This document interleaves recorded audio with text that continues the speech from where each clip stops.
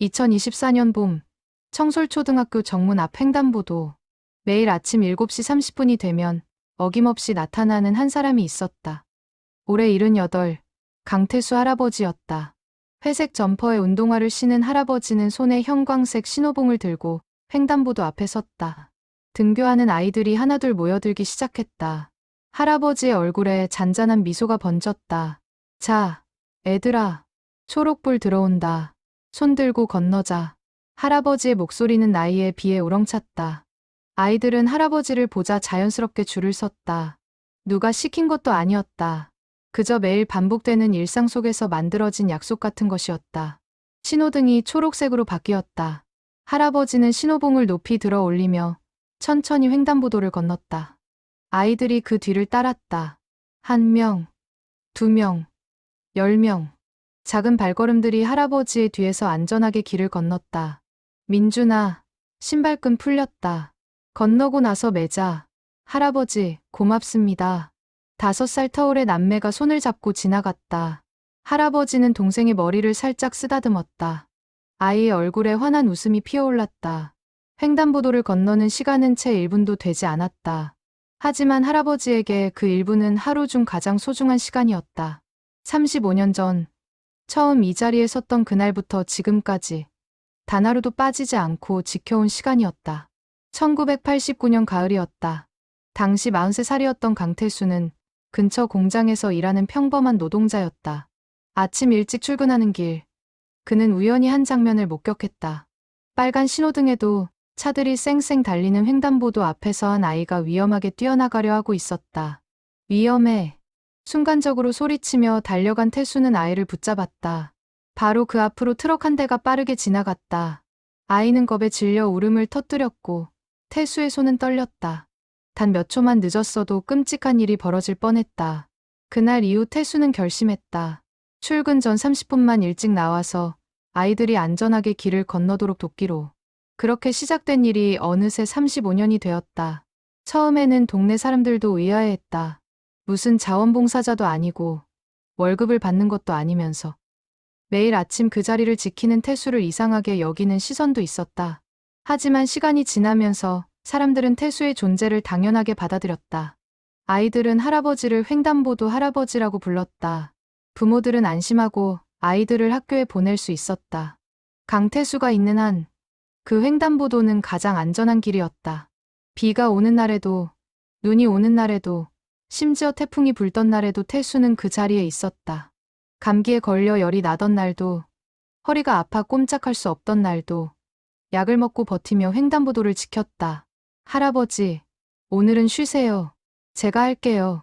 젊은 교사가 우산을 받쳐주며 말했지만 태수는 고개를 저었다. 괜찮아요. 내가 있어야 애들이 안심하거든. 그의 목소리에는 흔들림이 없었다. 이것은 단순한 봉사가 아니었다. 태수에게 이 시간은 삶의 의미이자 아이들에게 주는 약속이었다. 아침 햇살이 횡단보도를 비췄다. 마지막 아이가 학교 안으로 들어가는 것을 확인한 태수는 천천히 신호봉을 내렸다. 또 하루가 무사히 시작되었다. 그의 얼굴에는 만족스러운 미소가 번졌다. 오늘도, 내일도 그는 이 자리를 지킬 것이다. 아이들의 안전한 하루를 위해. 강태수의 집은 학교에서 걸어서 15분 거리에 있는 작은 다세대 주택 2층이었다. 현관문을 열고 들어서면 가장 먼저 눈에 띄는 것은 거실 벽을 가득 채운 사진들이었다. 1989년부터 2024년까지 35년의 시간이 사진 속에 고스란히 담겨 있었다. 흑백 사진에서 시작해 컬러 사진으로, 그리고 디지털 사진으로 이어지는 긴 여정. 모든 사진의 배경은 같았다. 청솔초등학교 앞 횡단보도. 사진 속 태수의 모습은 조금씩 변해갔다. 검은 머리가 희끗희끗해지고 허리는 조금씩 굽어갔다. 하지만 변하지 않은 것이 있었다. 손에 든 신호봉과 아이들을 바라보는 따뜻한 눈빛이었다. 태수는 매년 3월 첫 등교일과 2월 마지막 등교일에 아이들과 함께 사진을 찍었다. 처음에는 혼자 시작한 일이었지만 시간이 지나면서 이것은 학교의 전통이 되었다. 졸업하는 6학년 아이들은 마지막 날 꼭 할아버지와 사진을 찍고 떠났다. 할아버지, 중학교 가서도 열심히 할게요. 그래, 공부도 중요하지만 안전이 제일이다. 길 건널 땐 꼭 좌우를 살피고 이런 대화가 오간 횟수만 해도 수천 번이 넘었다. 태수가 지켜본 아이들은 이제 어엿한 어른이 되어 있었다. 어떤 이는 의사가 되었고, 어떤 이는 교사가 되었으며, 어떤 이는 다시 이 동네로 돌아와 자신의 아이를 학교에 보내고 있었다. 2015년 봄, 특별한 만남이 있었다. 30살쯤 되어 보이는 젊은 여성이 태수를 찾아왔다. 그녀는 20년 전 태수가 지켜준 아이들 중 한 명이었다. 할아버지, 저 기억하세요? 최지은이요. 1학년 때 매일 울면서 학교 가기 싫다고 했던. 태수의 얼굴이 환해졌다. 물론 기억했다. 분홍색 가방을 메고 눈물을 글썽이며 엄마 손을 놓지 않으려던 그 아이. 태수는 매일 아침 그 아이에게 사탕 하나씩을 건네주며 학교까지 함께 걸어갔었다. 지은이 맞구나. 이렇게 훌륭하게 커서 저 이번에 초등학교 교사가 됐어요. 이 학교로 발령받았어요. 할아버지 덕분이에요. 지은은 눈물을 글썽이며 말했다. 그날 할아버지가 건네준 작은 관심과 사랑이 그녀의 인생을 바꿨다고. 무서운 학교가 아니라 따뜻한 곳이라고 느끼게 해준 것이 할아버지였다고. 태수는 아무 말도 하지 못했다. 그저 그녀의 손을 꽉 잡았다. 35년 동안 지켜온 시간이 헛되지 않았음을 그 순간 확실히 깨달았다. 그 후로도 비슷한 만남은 계속되었다. 20년 전 자신이 지켜준 아이가 부모가 되어 돌아왔고, 그들의 아이들이 다시 태수의 손을 잡고 횡단보도를 건넜다. 세대가 이어지는 순간이었다. 태수의 작은 방책상 서랍에는 아이들이 보낸 편지가 가득했다. 어린 손글씨로 쓴 감사 편지, 군대에서 보낸 엽서, 대학 합격 소식을 알리는 메시지. 모두 합치면 3,000통이 넘었다. 할아버지, 저 서울대 붙었어요. 할아버지가 매일 해주신 넌 할 수 있어라는 말 잊지 않았어요. 할아버지 덕분에 제가 경찰이 되었습니다. 할아버지처럼 사람들을 지키는 사람이 되고 싶었어요. 할아버지, 첫 월급 타서 보내는 거예요. 제가 어릴 때 할아버지가 사주신 빵값 이제 갚아요. 편지를 읽을 때마다 태수의 눈가가 붉어졌다. 자신이 한 일은 그저 아이들이 길을 안전하게 건너도록 돕는 것뿐이었는데, 아이들은 그 이상의 의미를 받았던 것이다. 어느 겨울날, 태수는 오래된 사진첩을 꺼내 들었다. 35년 전 첫날의 사진이었다. 30명 남짓한 아이들과 함께 찍은 사진. 그때는 몰랐다. 이 일이 평생의 사명이 될 줄. 사진 속 아이들의 얼굴을 하나하나 떠올렸다. 모두 어디선가 자신의 삶을 살고 있을 것이다. 의사, 교사, 회사원, 부모. 각자의 자리에서 최선을 다하고 있을 그들을 생각하니 가슴이 뿌듯했다. 내가 지킨 건 아이들의 안전만이 아니었구나. 태수는 조용히 중얼거렸다. 그가 지킨 것은 아이들의 미래였고 희망이었으며 꿈이었다. 매일 아침 7시 30분. 그 짧은 시간이 수천 명 아이들의 인생에 작은 씨앗을 심어준 것이었다. 벽시계가 저녁 9시를 알렸다. 태수는 내일 아침을 위해 일찍 잠자리에 들어야 했다. 35년 동안 단 한 번도 늦잠을 잔 적이 없었다. 내일도, 모레도 아이들은 자신을 기다릴 것이다. 내일도 힘내자. 태수는 혼잣말을 하며 불을 껐다. 어둠 속에서도 그의 입가에는 미소가 머물렀다. 2023년 여름, 유난히 비가 많이 내리던 장마철이었다. 일주일째 계속되는 비에 거리는 온통 물바다였다. 하지만 강태수는 변함없이 매일 아침 횡단보도 앞에 섰다. 커다란 투명 우산을 받쳐든 태수의 모습은 비 속에서도 확연히 눈에 띄었다. 형광조끼를 입고 장화를 신은 그는 우중충한 날씨 속에서도 아이들을 위한 등대와 같았다. 할아버지, 비 너무 많이 와요. 노란 우산을 쓴 작은 여자아이가 외쳤다. 태수는 웃으며 대답했다. 괜찮아. 할아버지가 있잖아. 천천히 건너자. 빗물이 도로에 고여 작은 웅덩이들이 만들어졌다. 아이들은 웅덩이를 피해 조심조심 발을 옮겼다. 태수는 더 천천히, 더 조심스럽게 아이들을 이끌었다. 그날 마지막 아이가 학교에 들어간 후 태수는 갑자기 현기증을 느꼈다.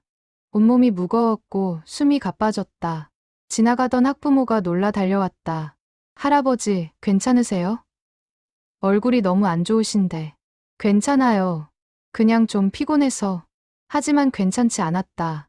집으로 돌아온 태수는 그대로 쓰러졌다. 이웃이 발견해 급히 병원으로 실려갔다. 진단 결과는 폐렴이었다. 비를 맞으며 무리한 것이 화근이었다. 병원 침대에 누운 태수의 첫 걱정은 아이들이었다. 선생님, 내일 아침에 퇴원할 수 있죠? 애들이 기다려요.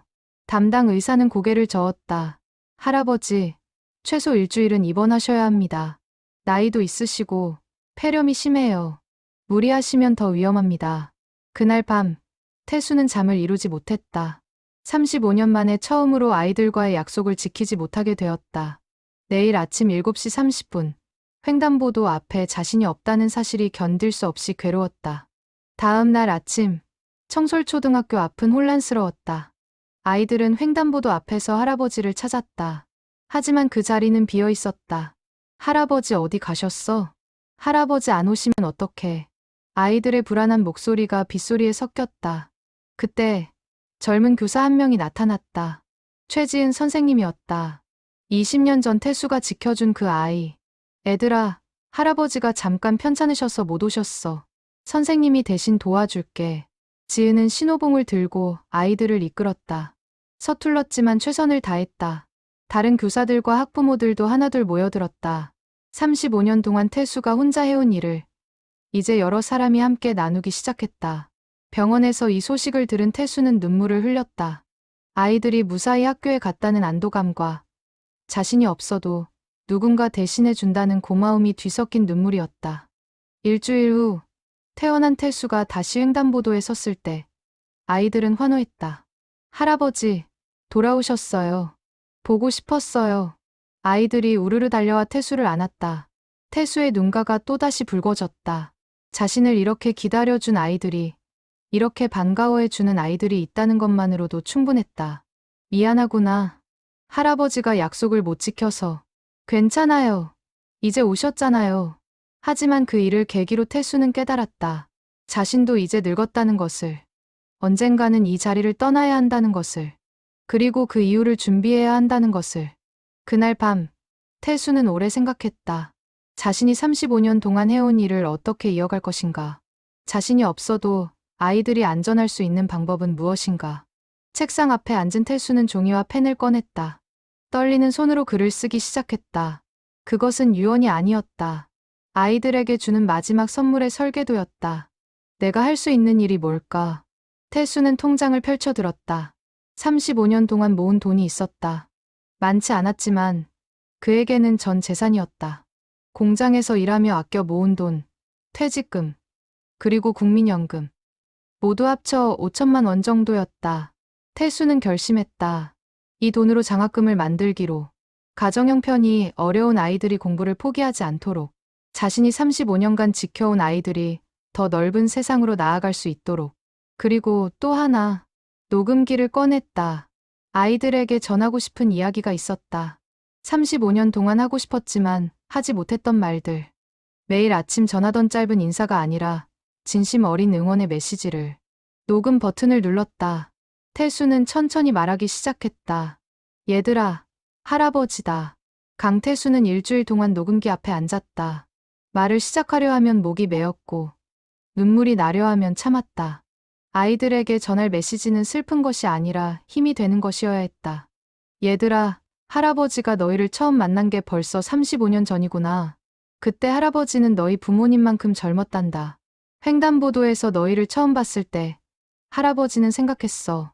저 작은 아이들을 지켜야겠다고. 태수의 목소리는 떨렸지만 따뜻했다. 35년의 세월이 묻어나는 목소리였다. 처음엔 그저 안전하게 길만 건너면 된다고 생각했어.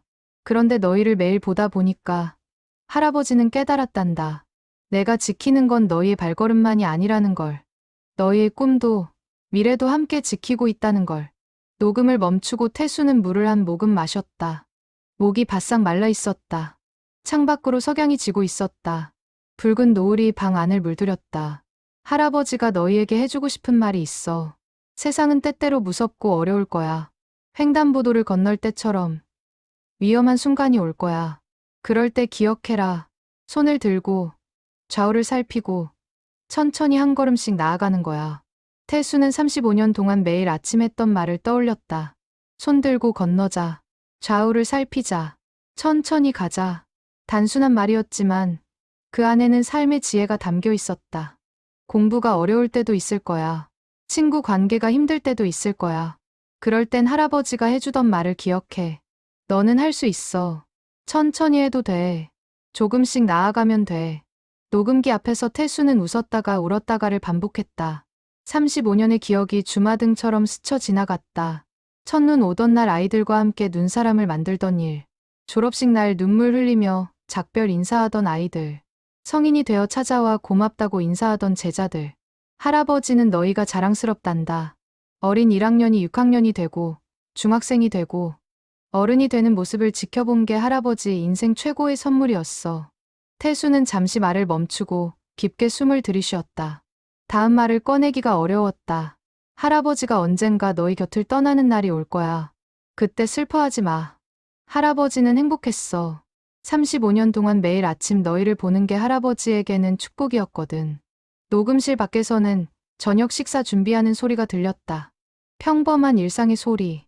하지만 태수에게 이 순간은 특별했다. 자신의 목소리가 영원히 남는 순간이었다. 너희에게 부탁이 하나 있어. 할아버지처럼 누군가를 도와주는 사람이 되어 다오. 크고 대단한 일이 아니어도 돼. 옆 사람이 힘들 때 손 한 번 잡아주는 것.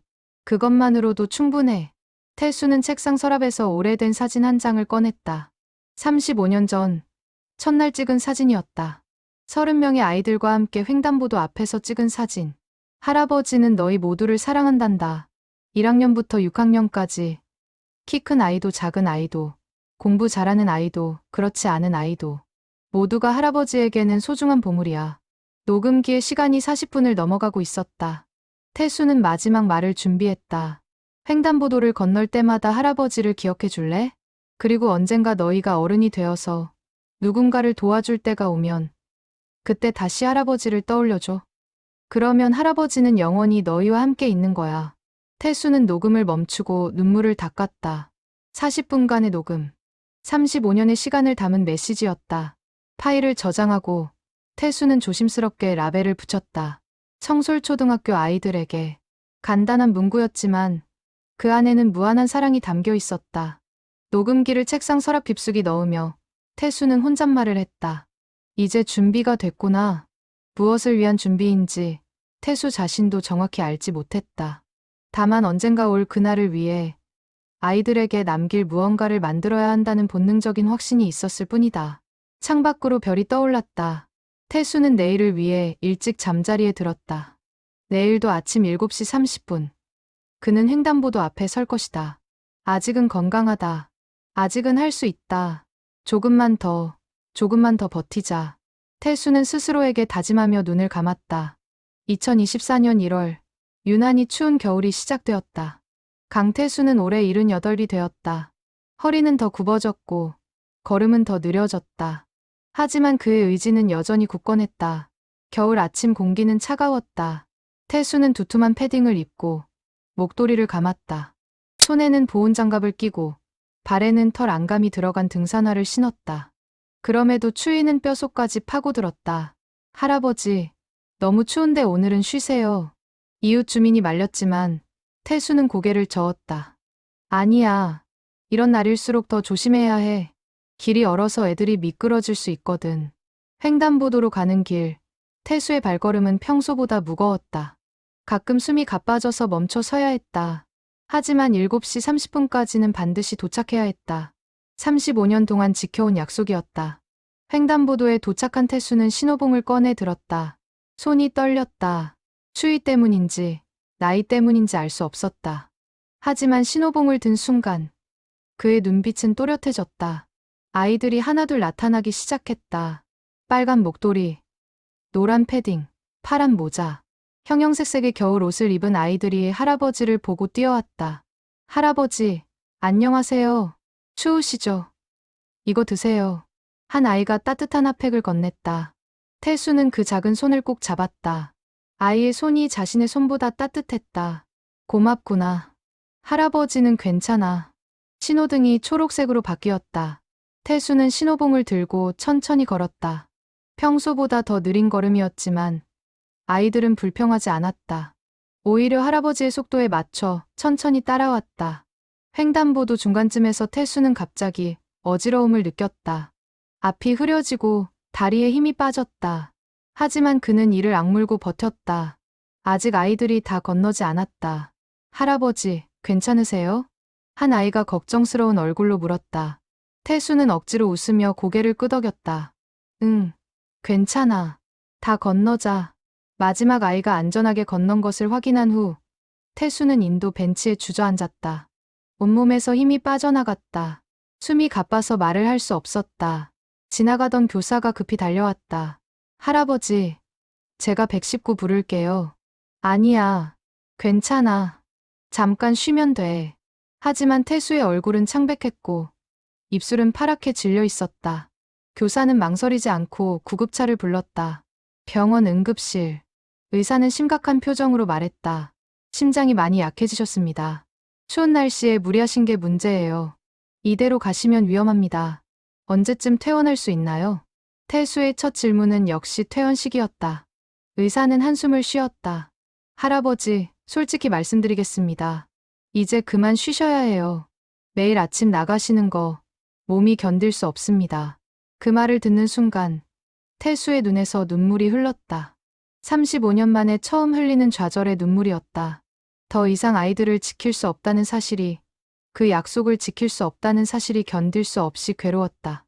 병실 창밖으로 눈이 내리기 시작했다. 하얀 눈송이들이 조용히 쌓여갔다. 태수는 창밖을 바라보며 생각했다. 지금쯤 아이들이 등교하고 있을 시간이다. 자신이 없는 횡단보도에서 아이들은 무사히 길을 건너고 있을까. 그날 저녁 청솔초등학교에서는 긴급회의가 열렸다. 교장 선생님과 교사들, 그리고 학부모 대표들이 모였다. 주제는 하나였다. 강태수 할아버지 이후를 어떻게 준비할 것인가. 35년 동안 할아버지가 혼자 하신 일입니다. 이제는 우리가 함께 나눠야 합니다. 교장의 말에 모두가 고개를 끄덕였다. 교사들은 당번을 정하기로 했고 학부모들은 자원봉사단을 꾸리기로 했다. 지역구청에서도 횡단보도 안전관리 예산을 배정하겠다고 약속했다. 병원 침대에 누운 태수는 이 소식을 전해 듣고 안도했다. 자신이 없어도 아이들은 안전할 것이다. 그것만으로도 충분했다. 2월 초 태수는 퇴원했다. 의사의 당부대로 이제는 쉬어야 했다. 더 이상 매일 아침 횡단보도에 나갈 수 없었다. 35년의 여정이 끝나는 순간이었다. 마지막 날 태수는 횡단보도 앞에 섰다. 아이들에게 작별 인사를 하기 위해서였다. 전교생이 운동장에 모였다. 600명이 넘는 아이들이 할아버지를 바라보았다. 얘들아. 태수는 목이 메어 말을 이을 수 없었다. 아이들의 눈에도 눈물이 맺혔다. 할아버지가 이제 매일은 못 나올 것 같구나. 하지만 괜찮아. 선생님들과 부모님들이 너희를 지켜주실 거야. 할아버지, 가지 마세요. 한 아이가 울먹이며 소리쳤다. 태수는 그 아이에게 다가가 머리를 쓰다듬었다. 할아버지는 언제나 너희와 함께 있단다. 여기. 태수는 가슴을 가리켰다. 너희 마음속에. 퇴원 후 강태수의 일상은 완전히 바뀌었다. 35년 동안 매일 아침 7시 30분이면 횡단보도에 섰던 그가 이제는 집에서 조용히 창밖을 바라보는 시간이 많아졌다. 창밖으로 학교 가는 아이들의 모습이 보였다. 새로 생긴 안전 지킴이들이 아이들을 이끌고 있었다. 태수는 그 모습을 보며 안도하면서도 한편으로는 허전했다. 이제 내 역할은 끝났구나. 혼잣말을 하며 태수는 책상 앞에 앉았다. 서랍에는 35년간 모은 통장과 서류들이 가득했다. 그리고 녹음기, 아이들을 위해 준비한 마지막 선물들이었다. 태수는 변호사 사무실을 방문했다. 젊은 변호사는 그의 이야기를 듣고 놀라움을 감추지 못했다. 할아버지, 전 재산을 장학금으로 기부하신다고요? 그래요. 5천만 원 전부요. 횡단보도 할아버지 장학금이라고 이름 붙여주세요. 태수의 목소리는 확고했다. 변호사는 잠시 망설이다가 물었다. 가족분들은 아시나요? 자녀분들은? 자식들은 다 잘 살아요. 내 돈 필요 없어요. 차라리 어려운 아이들 공부시키는 게 낫죠. 사실 태수에게는 아들 하나, 딸 하나가 있었다. 둘 다 성공적으로 자리를 잡아 각자의 가정을 꾸리고 있었다. 명절에 한 번씩 얼굴을 보는 정도였다. 태수는 자식들에게 부담 주기 싫어서 혼자 사는 것을 택했다. 아이들이 받는 조건이 뭐예요? 가정 형편이 어려운데 공부를 잘하는 아이들이요. 성적도 중요하지만 더 중요한 건 꿈이 있는 아이들이요. 포기하지 않고 노력하는 아이들에게 주고 싶어요. 변호사는 서류를 정리하며 눈시울을 붉혔다. 이런 유산은 처음 봤다. 명예도, 대가도 바라지 않고 오직 아이들을 위한 순수한 마음. 매년 4명씩 선발해서 중학교 3년 동안 장학금을 줄 수 있을 거예요. 1년에 100만 원씩. 그리 큰 돈은 아니지만 충분합니다. 어떤 아이에게는 세상을 바꿀 수 있는 돈이에요. 서류에 도장을 찍으며 태수는 깊은 한숨을 내쉬었다. 평생 모은 돈이었지만 후회는 없었다. 오히려 가슴이 뿌듯했다. 집으로 돌아온 태수는 녹음기를 다시 꺼냈다. 장학금을 받을 아이들을 위한 메시지를 추가로 녹음하기로 했다. 이 장학금을 받은 너에게 할아버지가 한 가지만 부탁할게. 이 돈으로 내 꿈을 이루렴. 그리고 언젠가 내가 어른이 되어서 여유가 생기면 그때는 또 다른 누군가를 도와주렴. 그렇게 도움은 계속 이어지는 거란다. 녹음을 마치고 태수는 오래된 사진첩을 꺼냈다. 35년의 기록이 담긴 앨범이었다. 첫 페이지부터 마지막 페이지까지 한 장 한 장 넘기며 추억에 잠겼다. 1989년 첫 겨울. 눈 오는 날 아이들과 함께 찍은 사진. 1995년 졸업식 날. 꽃다발을 안고 웃던 아이들. 2005년 성인이 되어 찾아온 제자와의 재회. 2015년 교사가 된 제자와의 감동적인 순간. 그리고 2024년 마지막 날까지. 이렇게 많은 시간이 흘렀구나. 태수는 사진첩을 쓰다듬으며 눈물을 흘렸다. 행복한 눈물이었다. 자신의 인생이 헛되지 않았다는 확신이 들었다. 저녁 무렵 문 두드리는 소리가 들렸다. 최지은 선생님이었다. 손에는 따뜻한 음식이 담긴 도시락을 들고 있었다. 할아버지, 저녁 드세요. 제가 만들었어요. 지은아, 고맙구나. 들어와. 두 사람은 함께 저녁을 먹었다. 지은은 학교 이야기를 들려주었다. 아이들이 여전히 할아버지를 기억하고 있다고. 횡단보도를 건널 때마다 할아버지 생각을 한다고. 할아버지, 아이들이 할아버지 동상을 만들자고 해요. 학교 앞에. 동상. 그건 너무 과한 거 아니냐? 아니에요. 아이들이 정말 원해요. 할아버지를 영원히 기억하고 싶대요. 태수는 손을 저었지만 마음 한구석이 따뜻해졌다. 자신을 이렇게 기억해주는 사람들이 있다는 것만으로도 감사했다. 지은이 돌아간 후 태수는 혼자 거실에 앉아 있었다. 벽시계 소리만이 조용히 울렸다. 그는 자신의 삶을 돌아보았다. 평범한 사람이었다. 특별한 재능도 큰 부자도 아니었다. 그저 매일 아침 횡단보도에 서서 아이들을 지켰을 뿐이었다. 하지만 그 작은 일이 수천 명의 아이들에게 영향을 주었다. 내가 잘한 걸까? 태수는 스스로에게 물었다. 그리고 스스로 답했다. 그래. 잘했어. 최선을 다했어. 그날 밤, 태수는 유언장을 작성했다. 법적인 유언이 아니라 마음의 유언이었다. 자식들에게, 아이들에게, 그리고 세상에 남기는 마지막 편지였다. 나는 행복한 사람이었습니다. 35년 동안 아이들과 함께한 시간이 제 인생 최고의 선물이었습니다. 부디 저를 슬프게 기억하지 마세요. 웃으며 기억해주세요. 그리고 누군가를 도우며 사세요. 그것이 제가 바라는 전부입니다. 편지를 다 쓰고 태수는 봉투에 넣어 서랍 깊숙이 넣었다. 언젠가 필요한 순간이 올 것이다. 창밖으로 달이 떠올랐다. 밝은 달빛이 방 안을 비췄다. 태수는 침대에 누워 눈을 감았다. 마음이 평온했다. 준비는 끝났다. 이제 편히 쉬어도 되겠지. 태수는 조용히 중얼거리며 잠에 들었다. 2024년 3월, 봄이 왔다. 교정의 벚꽃이 활짝 피어나고 새 학기가 시작되었다. 하지만 강태수는 그 봄을 보지 못했다. 3월 15일 새벽, 태수는 조용히 눈을 감았다. 고통도 두려움도 없이 평화로운 죽음이었다. 이웃이 발견했을 때 그의 얼굴에는 미소가 머물러 있었다. 부고 소식이 퍼지자 청솔초등학교는 충격에 빠졌다. 교장 선생님은 긴급 조회를 소집했다. 600명의 학생들이 운동장에 모였다. 여러분, 횡단보도 할아버지께서 돌아가셨습니다. 교장의 목소리가 떨렸다. 운동장이 순식간에 조용해졌다. 그리고 곧 아이들의 울음소리가 터져 나왔다. 할아버지, 안 돼요. 할아버지. 교사들도 학부모들도 눈물을 흘렸다. 35년 동안 그 자리를 지켜온 사람. 비가 와도 눈이 와도 아프더라도 절대 빠지지 않았던 그 사람이 이제 영원히 떠났다. 장례식은 학교 강당에서 치러졌다. 빈소 앞에는 태수의 사진이 놓였다. 횡단보도에서 환하게 웃고 있는 모습이었다. 그 옆에는 신호봉 하나가 조용히 놓여 있었다. 조문객들이 끊이지 않았다. 태수가 지켜본 아이들, 이제 어른이 된 제자들이 전국 각지에서 찾아왔다. 어떤 이는 회사 중요한 미팅을 미루고 왔고, 어떤 이는 해외에서 비행기를 타고 날아왔다. 할아버지 덕분에 제가 이렇게 컸습니다. 고맙습니다.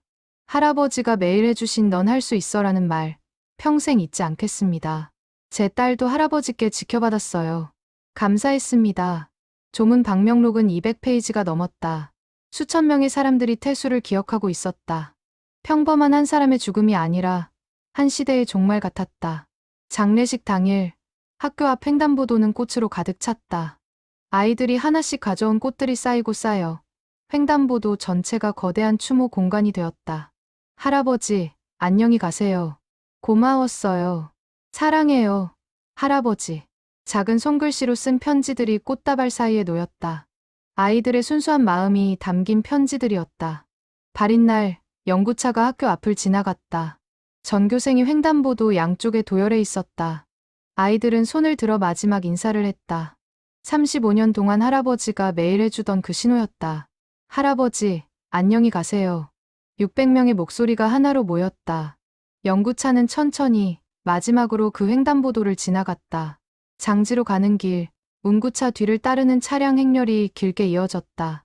제자들, 학부모들, 교사들, 동네 주민들 모두가 태수를 마지막까지 배웅하고 싶어 했다. 화장장에서 유골이 나왔을 때 가족들은 조용히 눈물을 흘렸다. 아들이 유골함을 받아들며 말했다. 아버지, 평생 고생하셨습니다. 이제 편히 쉬세요. 납골당에 안치하는 대신 가족들은 태수의 유골 일부를 학교 앞 작은 정원에 뿌리기로 했다. 태수가 35년간 지켰던 그 자리, 그가 가장 사랑했던 장소에 3월 말 따뜻한 봄날 학교 앞 정원에서 작은 추모식이 열렸다. 교장, 교사들, 그리고 아이들 대표가 참석했다. 최지은 선생님이 태수의 유골을 정원 나무 아래에 조심스럽게 뿌렸다. 그리고 아이들이 하나씩 흙을 덮었다. 할아버지, 이제 영원히 여기 계세요. 우리가 매일 찾아올게요. 정원에는 작은 표지석이 세워졌다. 횡단보도 할아버지 강태수일 946에 2024. 35년간 아이들을 지킨 분. 그날 이후 아이들은 매일 그 정원을 지나며 할아버지에게 인사했다. 할아버지, 안녕하세요. 할아버지, 오늘도 잘 다녀올게요. 태수는 떠났지만 그의 존재는 여전히 살아 숨쉬고 있었다. 한 달 후, 학교에서는 유품 정리를 시작했다. 태수가 남긴 물건들을 학교에 기증받기로 한 것이다. 35년간 사용한 신호봉들, 사진첩, 그리고 편지들. 교장실에서 유품을 정리하던 중 교장 선생님은 특별한 봉투 하나를 발견했다. 아이들에게라고 쓰인 봉투였다. 봉투를 열자 2가지가 들어있었다. 녹음기와 서류 봉투. 교장은 떨리는 손으로 녹음기의 재생 버튼을 눌렀다. 얘들아, 할아버지다. 태수의 목소리가 흘러나왔다. 교장의 눈에서 눈물이 흘렀다. 이것은 할아버지가 남긴 마지막 선물이었다. 녹음 파일은 40분 분량이었다. 아이들에게 전하는 응원의 메시지, 삶의 조언, 그리고 사랑의 고백이 담겨 있었다. 서류 봉투에는 장학금 관련 문서가 들어 있었다. 5천만 원 전액을 장학금으로 기부한다는 내용과 선발 기준, 그리고 아이들에게 전할 메시지까지. 교장은 즉시 긴급 교사 회의를 소집했다. 할아버지께서 마지막 선물을 남기셨습니다. 교장실에 모인 교사들의 얼굴은 경건했다. 책상 위에 놓인 녹음기와 서류 봉투를 바라보며 모두가 숨을 죽이고 있었다. 먼저 녹음을 들어보시죠. 교장이 재생 버튼을 눌렀다. 강태수의 목소리가 조용히 흘러나왔다. 얘들아, 할아버지다. 이 말을 들을 때쯤이면 할아버지는 이미 너희 곁을 떠났을 거야. 슬퍼하지 마. 할아버지는 행복했어. 40분간 이어진 메시지는 교사들의 마음을 뒤흔들었다. 누군가는 눈물을 닦았고 누군가는 고개를 숙였다. 태수가 아이들을 얼마나 사랑했는지 그 진심이 고스란히 전해졌다. 녹음이 끝나고 한참의 침묵이 흘렀다. 최지은 선생님이 먼저 입을 열었다. 이 메시지 아이들에게 들려줘야 해요. 하지만 아이들이 감당할 수 있을까요? 너무 슬퍼하진 않을까요? 젊은 교사의 걱정에 교장이 대답했다. 할아버지의 메시지는 슬픔이 아니라 희망입니다. 아이들이 들어야 할 메시지예요. 다음은 서류 검토 순서였다. 장학금 기부 약정서, 통장 사본, 그리고 선발 기준서. 모든 것이 세세하게 정리되어 있었다. 평생 모은 돈을 전부 아이들을 위해. 행정실장이 떨리는 목소리로 말했다. 5천만 원. 태수에게는 전 재산이었다. 자식들에게 물려줄 수도 있었고, 노후를 편히 보낼 수도 있었다. 하지만 그는 아이들을 택했다. 선발 기준서에는 태수의 철학이 담겨 있었다. 성적만으로 판단하지 마세요. 꿈이 있는 아이, 포기하지 않는 아이, 어려운 환경에서도 최선을 다하는 아이를 선발해 주세요. 그리고 이 장학금을 받은 아이에게 꼭 전해주세요. 당신은 혼자가 아니라고. 누군가 당신을 응원하고 있다고. 교사회의는 밤늦게까지 이어졌다. 어떻게 아이들에게 이 소식을 전할 것인가? 어떻게 장학금을 운영할 것인가? 모든 것을 신중하게 논의했다. 다음 날, 전교생 조회가 열렸다. 교장은 단상에 섰다. 600명의 아이들이 조용히 교장을 바라보았다. 여러분, 횡단보도 할아버지께서 우리에게 선물을 남기셨습니다. 아이들의 눈빛이 반짝였다. 교장은 천천히 조심스럽게 말을 이어갔다. 할아버지는 35년 동안 모은 돈을 모두 여러분을 위한 장학금으로 기부하셨습니다. 그리고 여러분에게 전하고 싶은 메시지를 녹음으로 남기셨어요. 운동장이 술렁였다. 아이들은 서로를 바라보며 놀라워했다. 교장은 휴대용 스피커를 꺼냈다. 지금부터 할아버지의 목소리를 들려드리겠습니다. 조용히, 마음으로 들어주세요. 재생 버튼을 눌렀다. 태수의 목소리가 운동장 가득 울려 퍼졌다. 얘들아, 할아버지다. 처음에는 조용히 듣던 아이들이 점점 눈물을 흘리기 시작했다. 할아버지의 따뜻한 목소리, 진심 어린 응원, 그리고 사랑의 메시지. 모든 것이 아이들의 가슴에 깊이 새겨졌다. 너희는 할 수 있어. 천천히 해도 돼. 할아버지가 항상 응원한단다. 40분간의 메시지가 끝났을 때 운동장에는 훌쩍이는 소리만 가득했다. 교사들도 학부모들도 모두 눈물을 닦고 있었다. 6학년 대표 학생이 단상으로 올라왔다. 눈물로 얼룩진 얼굴로 마이크 앞에 섰다. 할아버지, 정말 감사합니다. 저희가 할아버지의 사랑을 잊지 않겠습니다. 할아버지처럼 누군가를 도우며 살겠습니다. 아이의 다짐에 600명의 아이들이 박수로 화답했다. 박수 소리가 하늘로 울려 퍼졌다. 태수가 보고 있다면 분명 미소 지을 것이다. 그날 오후 학교 게시판에 공고가 붙었다. 횡단보도 할아버지 장학금 신청 안내. 매년 4명. 중학교 3년간 지원. 가정 형편이 어렵지만 꿈을 포기하지 않는 학생. 공고를 본 아이들과 학부모들의 반응은 뜨거웠다. 어떤 부모는 감동의 눈물을 흘렸고 어떤 아이는 용기를 얻었다. 나도 신청해볼까. 할아버지가 나를 응원해 주시는 것 같아. 신청 마감일까지 30명의 아이들이 지원서를 제출했다. 모두 각자의 사연을 가진 간절한 아이들이었다. 선발 심사는 신중하게 진행되었다. 교사 5명과 학부모, 대표 3명으로 구성된 심사위원회는 일주일간 서류를 검토했다. 성적, 가정 형편, 그리고 가장 중요한 꿈과 의지를 평가했다. 4월 말, 첫 번째 장학생 4명이 선발되었다. 부모님이 아픈 아이, 한부모 가정의 아이, 다문화 가정의 아이, 조송 가정의 아이. 모두 어려운 환경이었지만 포기하지 않고 공부하는 아이들이었다. 시상식 날, 4명의 아이들은 단상에 올라 장학증서를 받았다. 증서에는 태수의 사진과 함께 이렇게 쓰여 있었다. 횡단보도 할아버지 강태수가 너를 응원합니다. 넌 할 수 있어. 한 아이가 증서를 받고 울먹였다. 감사합니다. 할아버지. 꼭 열심히 할게요. 그 순간 모든 사람이 느꼈다. 태수는 죽지 않았다고. 그의 사랑은 이 장학금을 통해, 이 아이들을 통해 계속 살아갈 것이라고. 2024년 5월 청솔초등학교 앞 정원에는 작은 동판이 세워졌다. 학교와 지역 주민들이 모금한 돈으로 만든 추모비였다. 횡단보도 할아버지 강태수 1946에 2024 35년간 단 하루도 빠짐없이 아이들의 안전과 꿈을 지킨 분, 그의 사랑은 영원히 계속됩니다. 제막식 날 수백 명의 사람들이 모였다. 태수가 지켜본 아이들, 이제 어른이 된 제자들, 그리고 현재 학생들까지. 3세대가 함께 모인 자리였다. 40대 남성이 앞으로 나와 이야기했다. 저는 25년 전 이 학교를 졸업했습니다. 할아버지가 매일 아침 저를 지켜주셨어요. 가난해서 학교 가기 싫었던 적도 많았지만 할아버지의 넌 할 수 있어라는 말을 듣고 버텼습니다.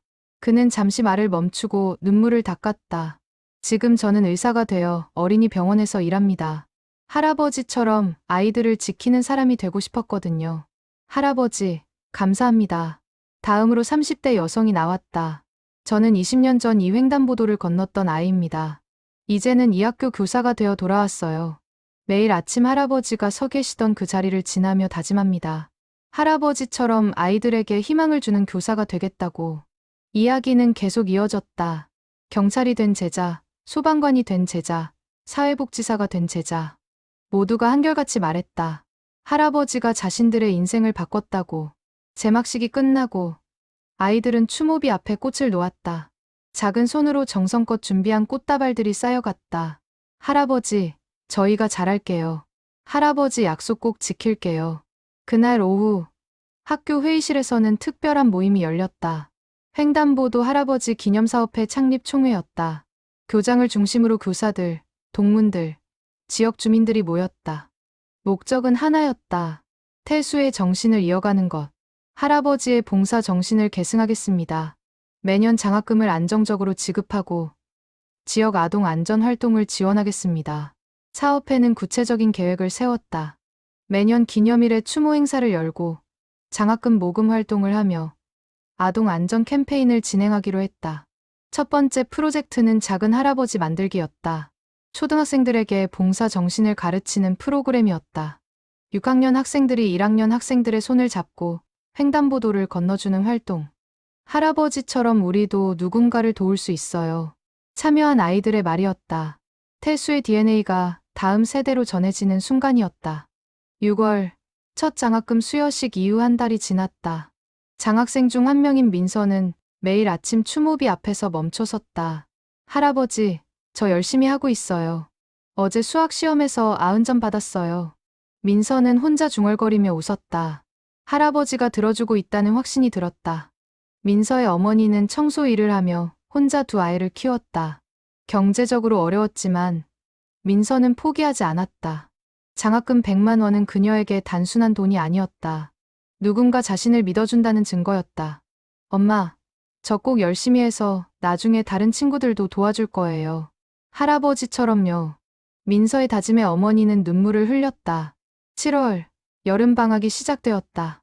학교는 조용했지만 횡단보도 앞 정원은 여전히 사람들로 붐볐다. 졸업생들이, 학부모들이, 지역 주민들이 찾아와 추모비 앞에 섰다. 한 할머니가 손자를 데리고 왔다. 얘야, 여기가 바로 내가 매일 지나다니는 곳이란다. 이 할아버지가 35년 동안 이 자리를 지키셨어. 할아버지, 고맙습니다. 어린 손자가 큰 절을 했다. 할머니는 손자의 머리를 쓰다듬으며 말했다. 너도 크면 누군가를 도와주는 사람이 되렴. 8월, 지역 신문에 태수의 이야기가 실렸다. 35년을 한자리에서 횡단보도 할아버지의 유산. 기사는 큰 반향을 일으켰다. 전국 각지에서 편지가 날아왔다. 감동했다는 편지, 자신도 봉사하겠다는 다짐, 그리고 장학금에 기부하겠다는 약속. 기부금이 모이기 시작했다. 1만 원, 10만 원, 100만 원. 금액은 중요하지 않았다. 태수의 정신에 공감한 사람들의 마음이 모였다. 9월, 새 학기가 시작되었다. 학교 현관에는 태수의 사진이 크게 걸렸다. 신호봉을 들고 환하게 웃고 있는 모습이었다. 그 아래에는 문구가 적혀 있었다. 우리는 횡단보도 할아버지의 아이들입니다. 우리는 서로를 돕고 꿈을 포기하지 않으며 작은 일에도 최선을 다하는 사람이 되겠습니다. 신입생들은 입학식 날 이 사진 앞에서 선서를 했다. 할아버지의 정신을 이어가겠다고. 10월, 첫 번째 횡단보도 할아버지의 날 행사가 열렸다. 태수의 생일인 10월 15일을 기념일로 정한 것이었다. 그날 하루, 학교 앞 횡단보도에는 100명이 넘는 자원봉사자들이 나왔다. 교사들, 학부모들, 졸업생들, 지역 주민들, 모두가 신호봉을 들고 아이들을 도왔다. 할아버지, 우리가 이어가고 있어요. 최지은 선생님이 하늘을 바라보며 속삭였다.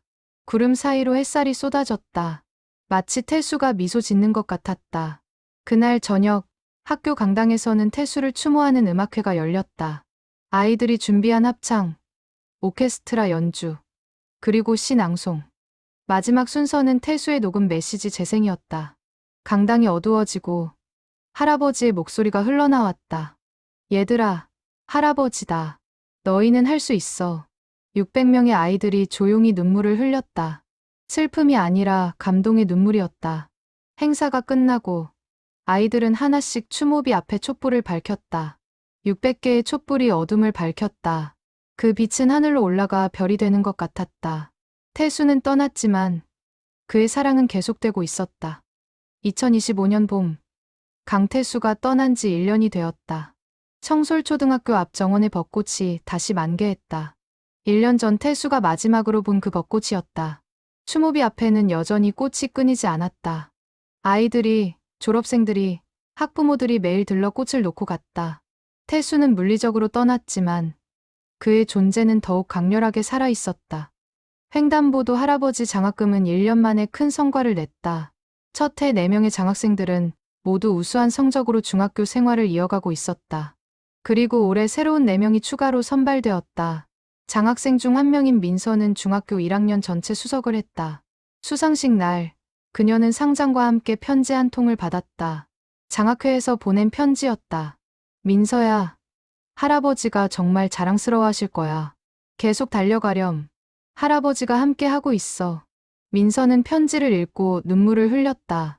그리고 그날 저녁 추모비 앞에 가서 말했다. 할아버지, 저 1등 했어요. 약속 지키고 있죠? 바람이 불어 벚꽃잎이 흩날렸다. 마치 할아버지의 대답처럼. 5월, 청솔초등학교는 큰 결정을 내렸다. 학교 앞 횡단보도의 이름을 강태수 횡단보도로 명명하는 것이었다. 구청과 협의 끝에 공식 승인을 받았다. 횡단보도 양쪽에는 특별한 표지판이 세워졌다. 강태수 횡단보도 -35년간 아이들을 지킨 사랑의 길.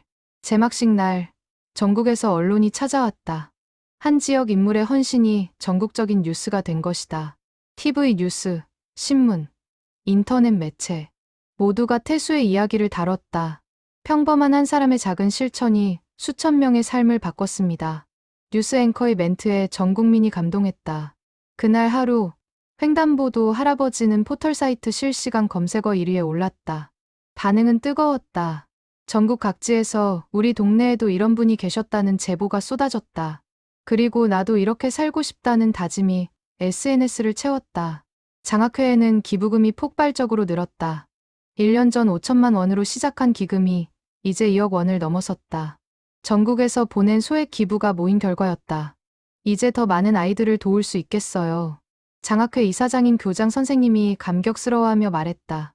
올해부터 장학생을 8명으로 늘릴 수 있게 되었다. 6월, 특별한 손님이 학교를 찾았다. 태수의 아들과 딸이었다. 1년 만에 다시 방문한 그들은 학교의 변화에 놀랐다. 아버지가 이렇게 많은 사람들에게 사랑받는 분이었는지 몰랐어요. 아들은 추모비 앞에 서서 고개를 숙였다. 생전에 자주 찾아뵙지 못한 것이 후회되었다. 아버지는 늘 괜찮다고, 혼자서도 잘 산다고 했지만 사실은 외로우셨을 것이다. 아버지, 죄송합니다. 그리고 자랑스럽습니다. 딸도 눈물을 흘렸다. 아버지가 남긴 유산이 돈이 아니라 사랑이라는 것을 이제야 깨달았다. 남매는 학교에 아버지의 개인 유품을 기증했다. 35년간 사용한 신호봉들, 일기장, 그리고 아이들과 찍은 사진 앨범. 학교는 이것들을 전시하는 횡단보도 할아버지 기념관을 만들기로 했다. 7월, 여름방학, 기념관 개관식이 열렸다. 학교 도서관 한쪽에 마련된 작은 공간이었지만 의미는 컸다. 전시된 신호봉을 보며 한 할머니가 말했다. 이 신호봉이 수천 명의 아이들을 지켰구나. 낡고 다른 신호봉. 비에 젖고 눈에 덮이고 햇빛에 바래진 그 신호봉은 이제 역사의 증거가 되었다. 일기장도 전시되었다. 태수가 매일 쓴 짧은 기록들. 1989년 3월 2일. 오늘 첫날. 아이들이 무사히 학교 갔다. 뿌듯하다. 1995년 12월 24일. 크리스마스. 아이들이 선물 줬다. 감동했다. 2010년 6월 15일. 20년 전 아이가 교사 되어 돌아왔다. 울었다. 2024년 2월 10일. 건강이 안 좋다. 하지만 조금만 더 버티자. 짧은 문장들이었지만 35년의 여정이 고스란히 담겨 있었다. 8월, 전국 교육청에서 횡단보도 할아버지 캠페인을 시작했다. 학생들에게 봉사 정신을 가르치는 프로그램이었다. 태수의 이야기를 교재로 만들어 전국 초등학교에 배포했다. 아이들은 수업 시간에 할아버지의 이야기를 듣고 토론하고 실천 계획을 세웠다. 나도 누군가를 도울 거예요. 작은 일이라도 매일 하겠어요. 전국의 아이들이 태수의 정신을 배웠다. 한 사람의 헌신이 국가적인 교육 운동이 된 것이다. 9월, 새학기. 청솔초등학교 신입생들은 입학식에서 특별한 선물을 받았다. 작은 신호봉 모형이었다. 열쇠고리 크기의 신호봉에는 이렇게 쓰여 있었다. 넌 할 수 있어. 횡단보도 할아버지. 아이들은 신호봉을 가방에 달고 다녔다. 힘들 때마다 신호봉을 만지며 용기를 냈다. 10월 15일, 태수의 2주기. 학교에서는 더 성대한 추모 행사를 준비했다. 전국에서 500명이 넘는 사람들이 참석했다. 행사의 하이라이트는 횡단보도 할아버지상 시상식이었다. 태수처럼 묵묵히 선행을 실천하는 사람들에게 주는 상이었다. 첫 수상자는 20년간 무료 급식 봉사를 한 할머니였다. 두 번째는 30년간 헌혈을 한 아저씨였다. 세 번째는 매일 아침 거리를 청소하는 청년이었다. 할아버지의 정신을 이어가는 분들입니다. 시상하며 교장이 말했다. 무대 위 수상자들은 겸손했다. 저는 특별한 일을 한 게 아닙니다. 그저 할 수 있는 일을 했을 뿐이에요. 그 말이 바로 태수의 철학이었다. 대단한 일이 아니라 할 수 있는 작은 일을 매일 하는 것. 저녁이 되자 추모비 앞에 1000개의 촛불이 밝혀졌다. 참석자들이 하나씩 촛불을 든 것이었다. 어둠 속에서 1000개의 빛이 반짝였다. 최지은 선생님이 앞으로 나와 말했다. 할아버지, 보고 계시죠? 할아버지의 사랑이 이렇게 퍼져나가고 있어요. 할아버지는 혼자였지만 이제 우리는 1000명입니다. 10,000명이 될 것이고 100만 명이 될 것입니다. 그녀의 목소리가 떨렸다. 할아버지가 35년간 지킨 횡단보도는 이제 우리 모두의 횡단보도입니다. 할아버지가 사랑한 아이들은 이제 우리 모두의 아이들입니다. 우리가 함께 지킬게요. 약속합니다. 1000명의 사람들이 함께 말했다. 약속합니다. 그 순간 하늘에서 별똥별이 떨어졌다. 누군가 소리쳤다. 할아버지다. 사람들은 하늘을 바라보며 손을 흔들었다. 태수가 미소 짓고 있을 것 같았다. 행사가 끝나고 민서는 추모비 앞에 혼자 남았다. 조용히 말했다. 할아버지, 저 오늘 장학금 받고 또 열심히 공부할 거예요. 그리고 나중에 커서 할아버지처럼 누군가를 도와줄 거예요. 약속해요. 바람이 불었다. 나무숲이 바스락거렸다. 민서는 할아버지의 대답을 들은 것 같아 웃었다. 다음 날 아침 7시 30분. 횡단보도 앞에는 여전히 사람들이 서 있었다. 자원봉사자들, 교사들, 학부모들. 모두가 신호봉을 들고 아이들을 기다렸다. 자, 애들아. 초록불 들어온다. 손 들고 건너자. 35년 전 태수가 했던 그 말을 이제 수십 명이 함께 말했다. 아이들은 안전하게 횡단보도를 건넜다. 태수는 떠났지만 그의 정신은 영원했다. 횡단보도는 여전히 지켜지고 있었고 아이들은 여전히 안전했으며 사랑은 계속 이어지고 있었다. 하늘에서 태수가 내려다보며 미소 지었을 것이다. 자신이 시작한 작은 선행이 이렇게 큰 물결이 되어 퍼져나가는 것을. 그리고 속삭였을 것이다. 얘들아, 너희는 할 수 있어. 할아버지가 항상 함께 있단다.